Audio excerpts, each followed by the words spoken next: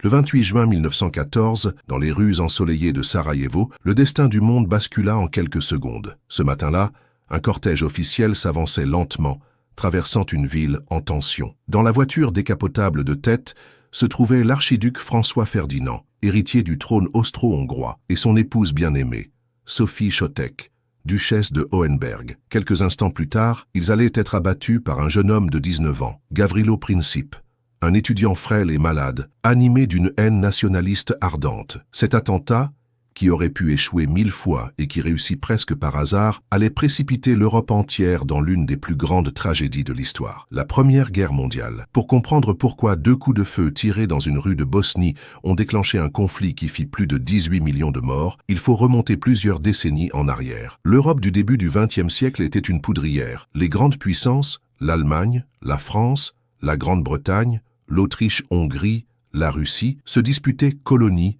territoires, influences économiques et alliances militaires. Depuis des années, les armées gonflaient leurs effectifs, les canons s'accumulaient, les budgets militaires explosaient. Chacun s'attendait à une guerre, mais personne n'imaginait qu'elle naîtrait d'un geste isolé, commis par un adolescent au cœur des Balkans. L'Autriche-Hongrie, gouvernée par l'empereur François-Joseph depuis 1848, était un empire immense mais fragile, une mosaïque de peuples, de langues et de religions. Allemands et Hongrois dominèrent l'appareil d'État, mais des millions de Slaves, Tchèques, Croates, Serbes, Slovaques, Polonais, Ruthènes, vivaient sous sa couronne. Depuis longtemps, ces populations réclamaient plus d'autonomie et certaines rêvaient même d'indépendance. À l'extérieur, la Serbie, jeune royaume en pleine expansion, nourrissait une ambition, rassembler tous les Slaves du Sud au sein d'un grand État, la Yougoslavie. Cette idée séduisait particulièrement les Serbes de Bosnie, annexés par l'Autriche-Hongrie en 1908. Mais pour Vienne,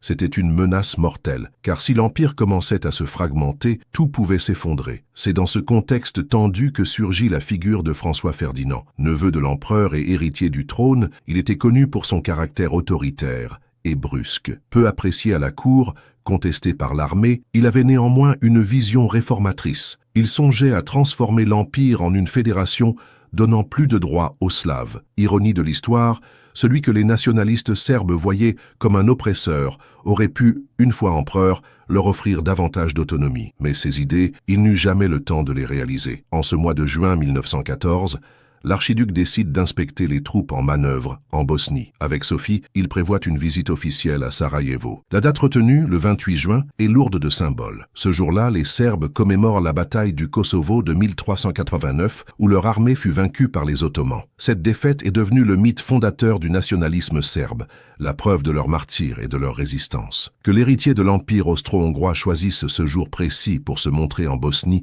apparaît comme une provocation insupportable aux yeux des nationalistes. À Belgrade, une organisation secrète, la Main Noire, voilà une occasion rêvée. Fondée par des officiers serbes, cette société clandestine est prête à tout pour affaiblir l'Autriche-Hongrie. Elle soutient de jeunes militants prêts à mourir pour leur cause. Parmi eux, Gavrilo Princip, un adolescent venu d'un village pauvre de Bosnie, frêle, souffrant de tuberculose, mais animé d'un sentiment ardent de vengeance et de liberté. Avec plusieurs camarades, Nedeljko Kabrinović, Trifko Grabez et d'autres, il reçoit armes et explosifs.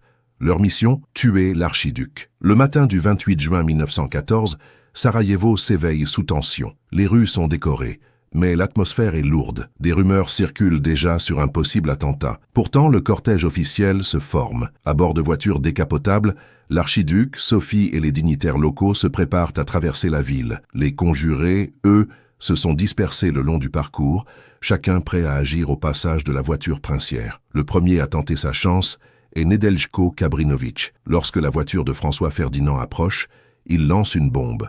Mais l'engin rebondit et roule sous le véhicule suivant où il explose, blessant plusieurs officiers. L'archiduc, lui, sort indemne. Kabrinović tente de se suicider en avalant du cyanure, puis en sautant dans la rivière Miljacka. Mais le poison est trop faible et l'eau trop peu profonde. Il est arrêté immédiatement. Le complot semble déjà avoir échoué. François Ferdinand poursuit néanmoins son programme. À l'hôtel de ville, il interrompt le discours du maire pour lui dire sèchement Je viens ici et l'on me jette des bombes. Puis il se calme, boit un verre d'eau et décide d'aller visiter les blessés à l'hôpital. Mais il s'agit d'une décision fatale. Le chauffeur du cortège, mal informé, emprunte une mauvaise route. À un carrefour, la voiture ralentit. Par un incroyable hasard, sur ce trottoir, se trouve Gavrilo Princip. Désemparé après l'échec du matin, il croyait sa mission manquée. Et voilà que soudain, l'archiduc se trouve à quelques mètres de lui. Sans hésiter, il sort son revolver et tire 2 coups à bout portant. La première balle atteint Sophie à l'abdomen.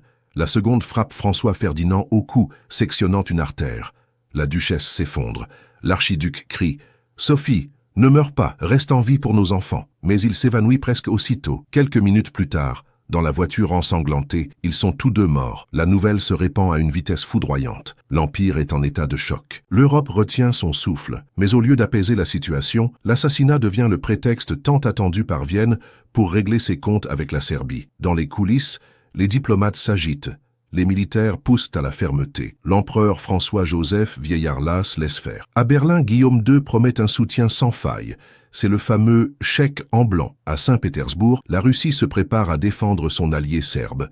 Un mois plus tard, le 28 juillet 1914, l'Autriche-Hongrie déclare la guerre à la Serbie. En quelques jours, le système d'alliance entraîne l'Europe entière dans le conflit. L'Allemagne déclare la guerre à la Russie, puis à la France, envahit la Belgique, provoquant l'entrée du Royaume-Uni. Ce qui aurait pu rester une querelle balkanique devient une guerre mondiale. Et Gavrilo Princip, il est arrêté sur place, frappé par la foule, avant d'être emmené par la police. Trop jeune pour être condamné à mort, il écope de 20 ans de prison, la peine maximale. En cellule, affaibli par la tuberculose et la gangrène, il meurt en 1918, quelques mois avant la fin de la guerre qu'il a déclenchée. Ses camarades sont exécutés ou emprisonnés. Pour certains, il est un héros, pour d'autres, un terroriste. Mais tous s'accordent. Son geste a changé le monde. L'assassinat de l'archiduc François Ferdinand est l'exemple parfait de la fragilité de l'histoire. Un complot amateur, une bombe ratée, une erreur de chauffeur, un adolescent armé, et c'est toute l'Europe qui bascule. Les causes profondes de la guerre étaient nombreuses.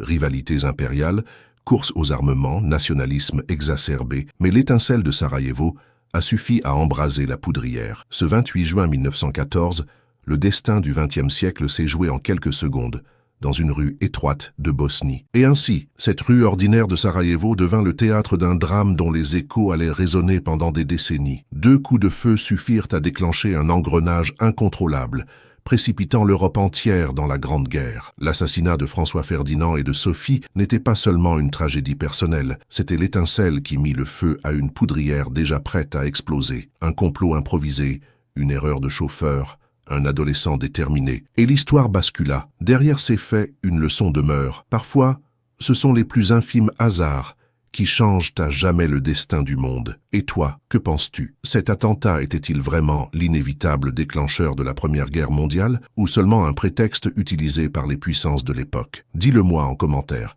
Je lirai toutes vos réflexions. Si tu veux continuer à explorer avec moi ces moments décisifs, ces instants où l'histoire s'écrit dans le sang, le hasard ou la folie des hommes, abonne-toi dès maintenant à les coulisses de l'histoire. Active la cloche pour ne rien manquer et partage cette vidéo pour que d'autres découvrent la face cachée de l'histoire. Car ici, chaque détail compte et chaque récit nous rapproche un peu plus de la vérité.